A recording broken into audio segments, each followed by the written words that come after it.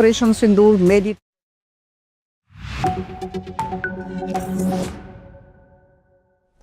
Hello and welcome. I'm Thomas Porteous and you're watching the World Report on NewsX World. Let's take a look at some of the top stories of the hour. Iran's foreign minister arrives in Oman for nuclear talks with the United States.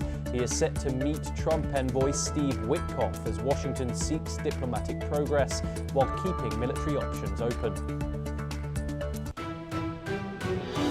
Ukraine and Russia conclude a second round of US-brokered talks in Abu Dhabi and agreed to resume negotiations.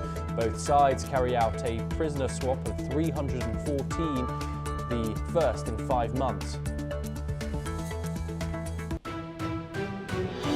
US President Donald Trump launches a new website called Trump RX, aimed at lowering prescription drug costs in the US. The site allows consumers to buy discounted medicines directly from pharmaceutical companies. Trump rejects Putin's offer to extend expired nuclear arms limits and calls for a new treaty. He says a modernized deal should replace what he calls a badly negotiated agreement and has previously urged China's involvement. Trump endorses Japan's Prime Minister Sanai Takaichi ahead of Sunday's snap election. The move is rare but follows his recent backing of other foreign leaders.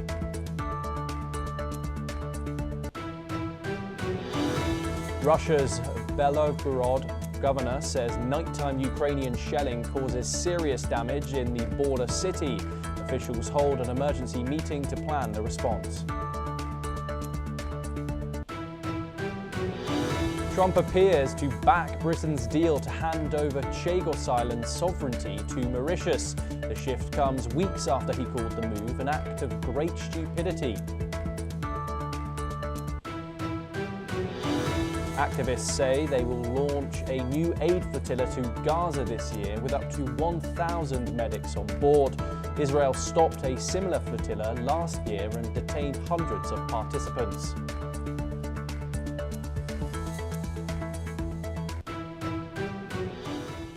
Those are the headlines, and we start with our top story. Senior US and Iranian officials are meeting today in Oman to discuss de-escalating tensions that have brought both nations to the brink of military confrontation.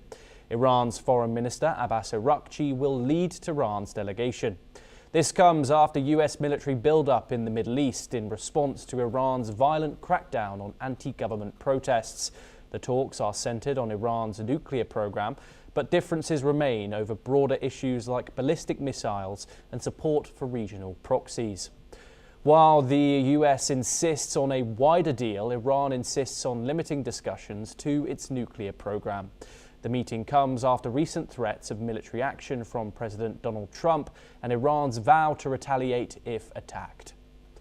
Joining us to discuss the ongoing tensions in the Middle East is Matthew Vadum, an American journalist, joining us live from Washington, D.C. Matthew, thank you very much for joining us. What do you think are going to be the main sticking points in these talks? What is going to be the most negotiable point from proxies in the Middle East to the nuclear program, the ballistic missiles, and what is going to be the least negotiable? Well, Iran seems to think that they're only going to be discussing its nuclear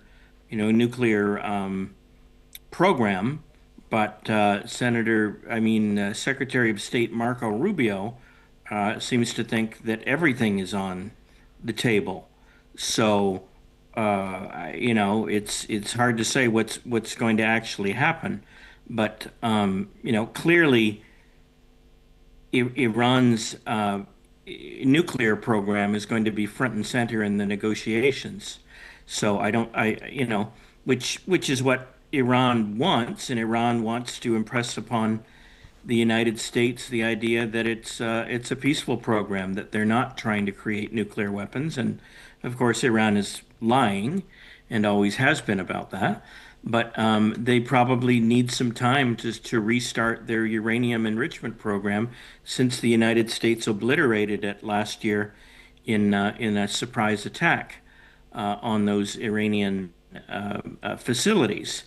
So I think that, a lot is going to be discussed. Obviously, the United States wants the political repression, the murdering of opponents of the regime to stop, and Iran might agree to tamp down the violence, but whether even if they do agree to do so, it's hard to say if they're being sincere. In the meantime, the United States has got Israel, pressuring it to do something about Iran. So, you got a complex set of variables here that are going to be at play in Oman. Indeed, and Matthew, of course, this comes after last year where these nuclear talks fell through after Israel launched that 12-day war with Iran, in which concluded with the United States bombing the nuclear facilities, which is widely contested that if those nuclear facilities were obliterated or not, as Donald Trump says. But what does that say about the trust between those two sides now? There's no trust between the two sides. They're, not technically at war, but they definitely are both adopting the stance. Iran and the United States are both adopting the stance of being mutual enemies. So there is no trust at all. And so I have to wonder, why Donald Trump and Marco Rubio think it's even worthwhile to have these talks. Maybe it's just for public relations to show the world that Donald Trump is not a warmonger, and that he wants to try to resolve these things peacefully before taking further military action. But diplomats like to talk, so it's not surprising that they want to have a conference before, while tensions are at their highest. And I'm quite pessimistic about any positive resolution coming out of this. But, it doesn't hurt for the two sides to talk, even if they are bitter enemies. And Matthew, of course, Donald Trump ran on a mandate of not getting involved in foreign wars. And one could say his first year in office has been pretty hawkish when it comes to foreign policy. What's the appetite in the United States for Donald Trump and his Department of War to get involved in a military intervention inside Iran? I think that the American public is supportive of limited military interventions, such as the operation in Venezuela that exfiltrated Nicolas Maduro and brought him back to the United States to stand trial for narco trafficking and related charges. The thing in America is that people don't like to see body bags come home from soldiers and Marines and airmen and whatever killed in conflicts abroad. So the American public has a limited appetite, for full-fledged wars, but they seem fine with limited military actions.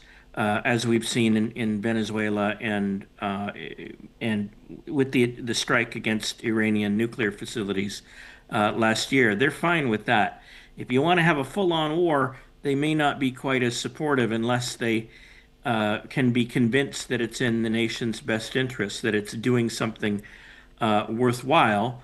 And if that's what President Trump intends to do, launch a full-on war with full-fledged war with Iran, I think he still has some work to do in convincing the American public that that's a good idea.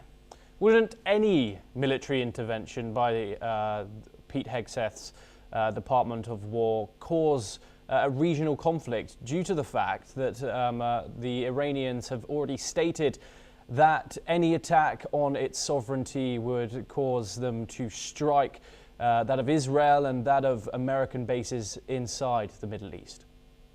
They're always making hawkish pronouncements like that. So I don't know how seriously we should take them. They, the concern has been that Iran's missile systems could overwhelm U.S. installations in the Middle East and those of U.S. allies and possibly even of Israel. And there is always that concern. And I think the assessment, according to what I've read by U.S. intelligence, is that the United States isn't going to be able to overthrow the Islamic Republic regime without actually putting some so-called boots on the ground, that they will have to actually go into Iran and have some kind of an invasion, even if it's just a limited one.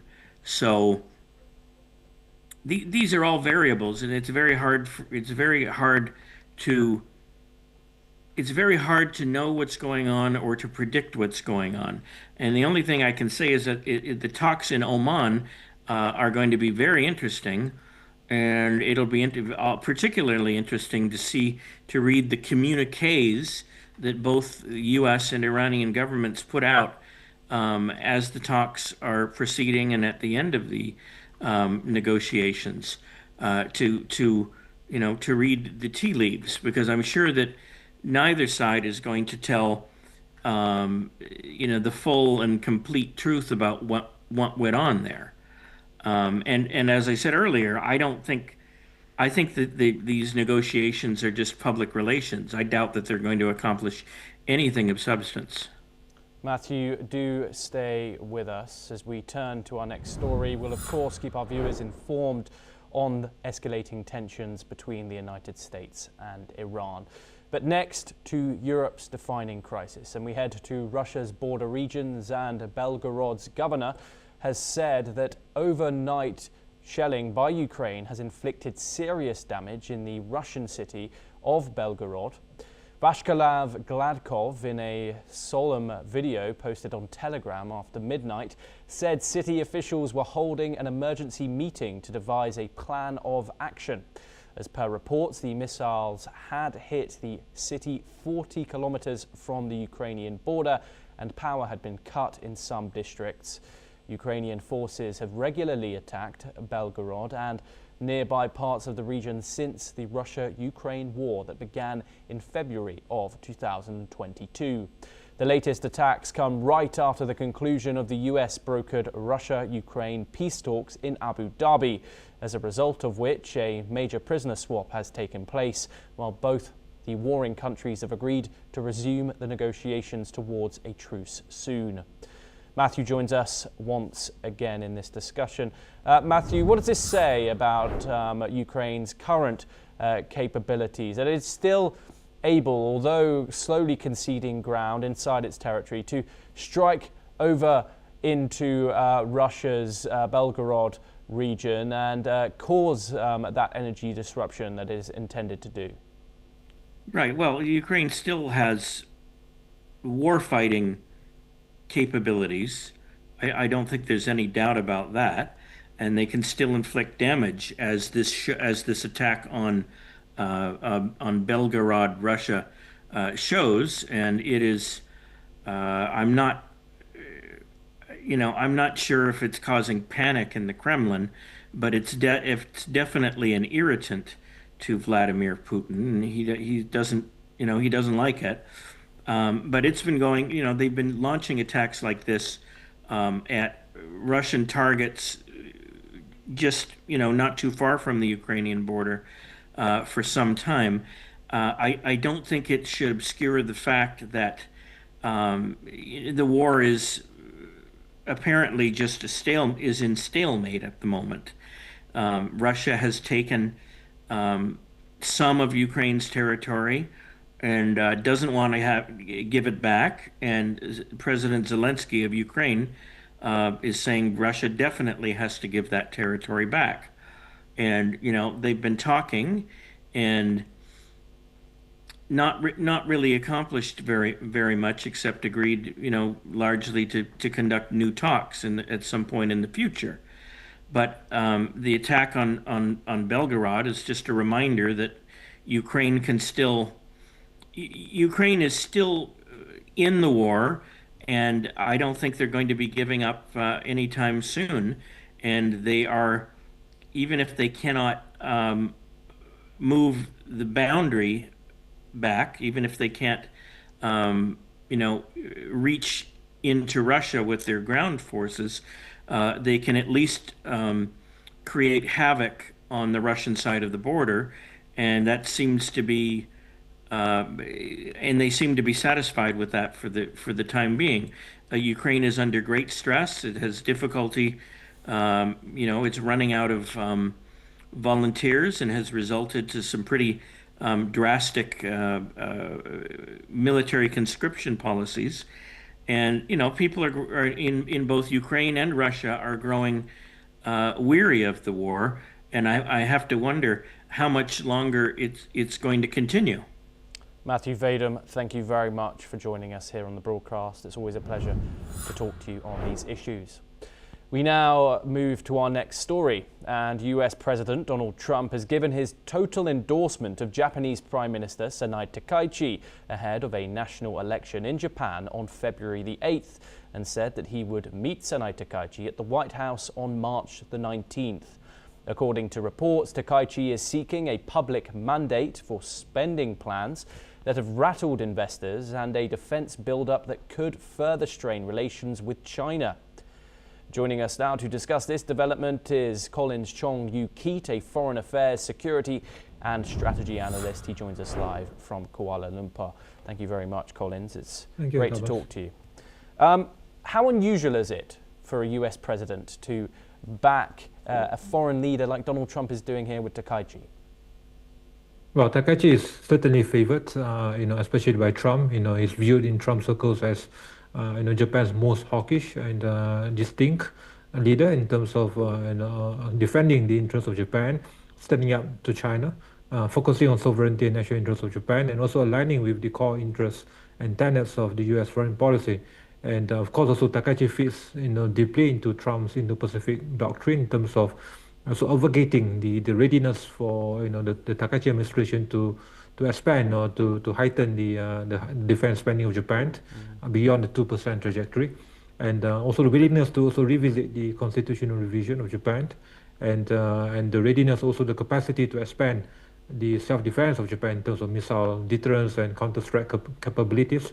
All this align deeply with Trump's vision in terms of ensuring allies, including Japan, to sustain itself, and of course also to be self-reliant in terms of military spending, and not to be a free rider, and not to also piggyback on the US security umbrella without increasing its own self-defense and self-deterrence capacity.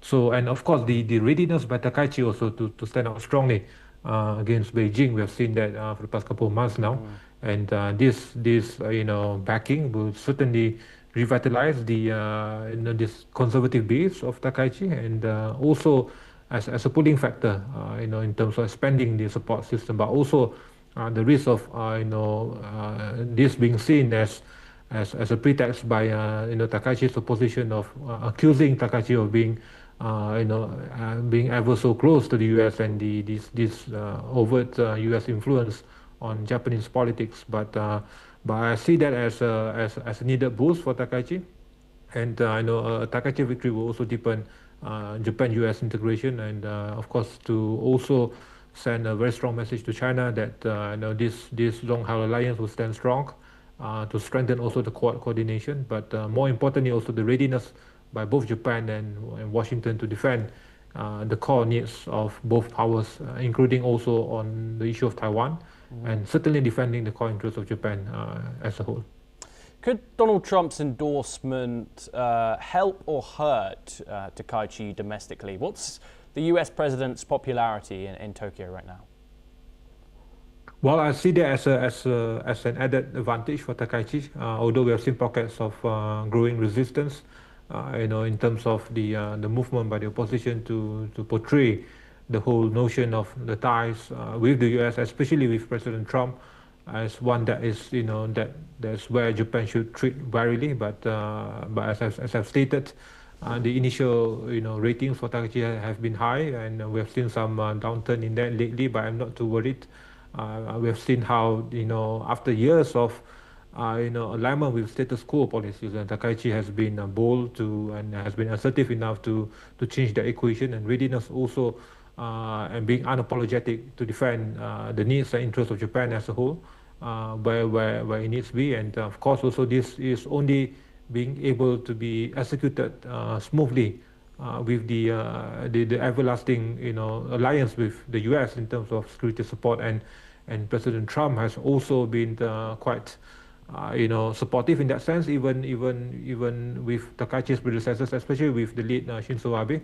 So I don't see any downturn in terms of the acceptance of the majority of the Japanese people, especially among the conservative base, on the stance of President Trump.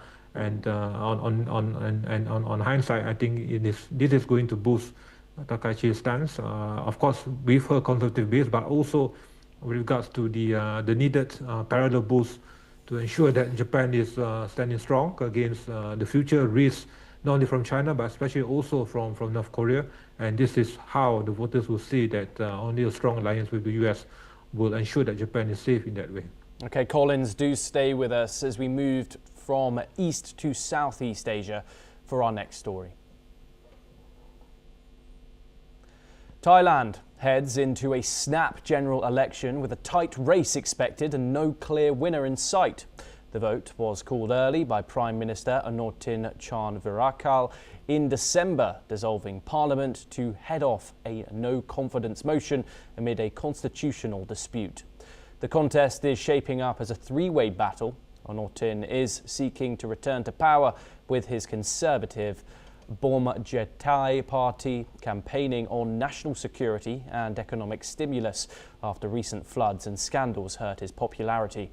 The Progressive People's Party continues to lead opinion polls, pushing a structural reform agenda, while Pheu Thai, backed by Thaksin Shinawatra, is banking on populist economic promises. With no party expected to win a majority, the next Prime Minister is likely to emerge from coalition talks. Collins joins us once again. Collins, are these elections truly competitive or structurally tilted?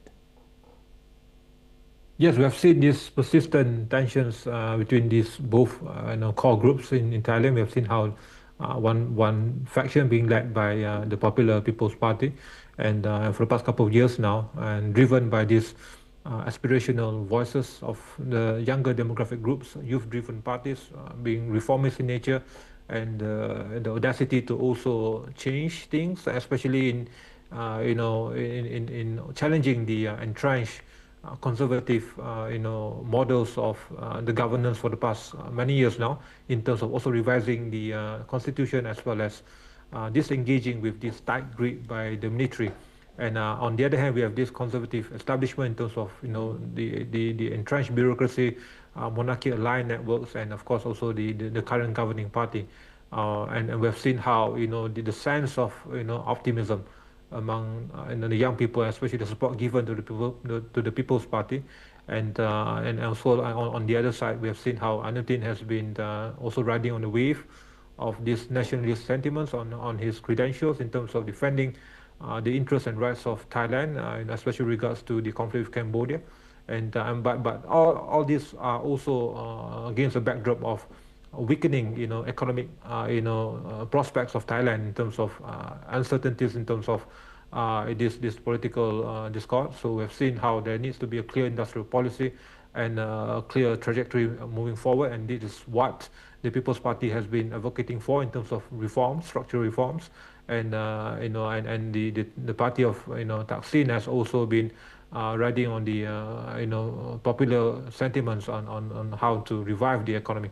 But and we foresee that despite whatever the outcomes will be, it's still a long road ahead for whichever party, and we've seen how structural and systemic challenges and roadblocks still remain in terms of ensuring the legitimacy of the winners. We have seen that before in terms of the Move Forward Party and now the People's Party, and some stumbling blocks still remain. It's a long journey, and I don't foresee an outright victory. And even if that is so, then we will also see the possibilities of again the tensions arising in terms of the engagement with the losing parties, and as we have seen, we saw in this the volatility of Thai politics as in the past, especially regards to maintaining the influence and Yes. the role and the impact of the military in this regard. And what would these different outcomes mean for Thailand's foreign policy, and particularly that of Cambodia, which of course tensions have been rife within the last 12 months? Well, as I've stated, the Prime Minister Anutin will certainly ride on that wave, and he has been holding strong against this the entire equation in terms of defending the security and the needs of Thailand, and we will expect that that will remain to be so, because of course we have seen the other demographic groups which are more being confined in the rural areas of Thailand. They have been wanting these strong policies, and in terms of defending the rights of Thailand, and the People's Party have yet to be tested in that regard. So we have seen how Anutin's party has been enjoying that kind of conventional momentum that is now having, and but I don't see that to be one of the main factors here, because we've seen the resonating impact has been lacking in terms of trying to reform the economic structure and trying to present a clearer way forward for Thailand in terms of reviving the economy at the time when we have seen this economic stagnation that has impacted the young people especially, and the young people has been making up one of the bigger majority groups in terms of the voting patterns and groups. So and this is being balanced against also the current urgency of other factors affecting Thailand also, and this is one of the many factors that are also being discussed, but I don't see that as a main as the single biggest factor in determining the prospects of Anutin. We can't discount also the possibility of the Putai also in terms of regaining some of the lost tractions, but the People's Party will still being seen as the favorite, and but it remains to be seen during the post voting platform, and how that can be translated into this reality of that of the party taking power for the first time, and whether he has to also discuss the possibility of having this coalition of different parties, especially with Thaksin's party. Colin Chong-Yu-Keat, thank you very much for joining us. Thank you, NewsX World. Pleasure to talk to you as always. We now turn over to the United States for our final story of the hour, and investigators in Arizona presume the kidnapped elderly mother of popular US television host Savannah Guthrie is still out there and alive 4 days after she was abducted from her home. Although no suspect has been identified as per the authorities. Revealing new details from the investigation at a press conference, Pima County Sheriff Chris Nanos confirmed that DNA tests determined that blood found on the porch steps at the front door to the home came from Guthrie. Police and FBI officials have said that they have intensified their search for Nancy Guthrie, calling in extra personnel and special forensic analysts, even as the first of two deadlines set in a ransom note came and went early Thursday evening. Reports suggest that Nancy Guthrie was last seen on January the 31st when she was dropped off at her residence near Tucson by family members after having dinner with them, and relatives reported her missing at around noon the following day. Well, that's all that we have time for this hour. Keep watching NewsX World for more international news updates.